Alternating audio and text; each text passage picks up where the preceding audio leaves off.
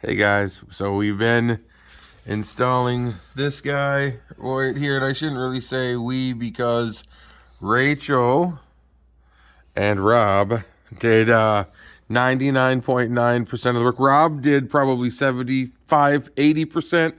Rachel did a pile of it as well. Rob did 90. Rob did 90. Okay, Rob did 90.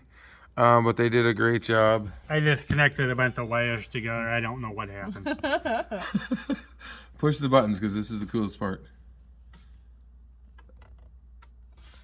Yeah, that having that backlit like that is so cool. Switches from red to blue when you're when they're on, they're blue. When they're off, it's red, which is kind of backwards if you ask me, but it's freaking rad.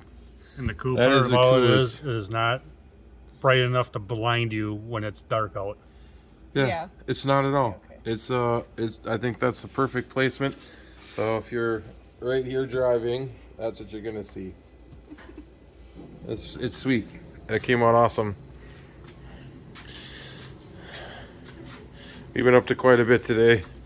Gonna show you what you're up to. We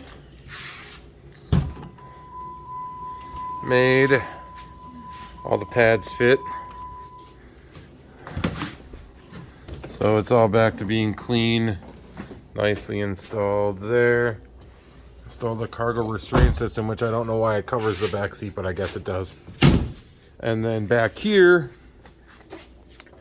as well, as we're going to be running with the top off in Moab and Easter Jeep Safari. And you can barely see through there, but that's an XG cargo system. You can see in there.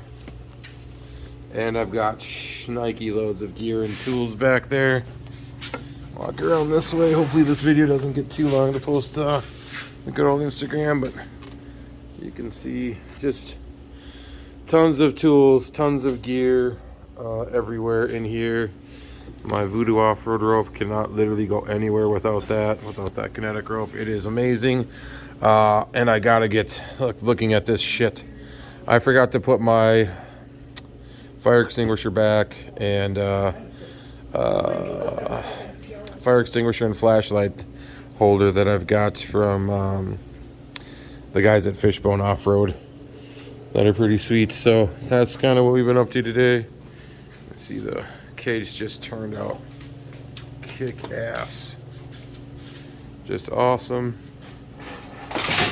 Son of a beeswax.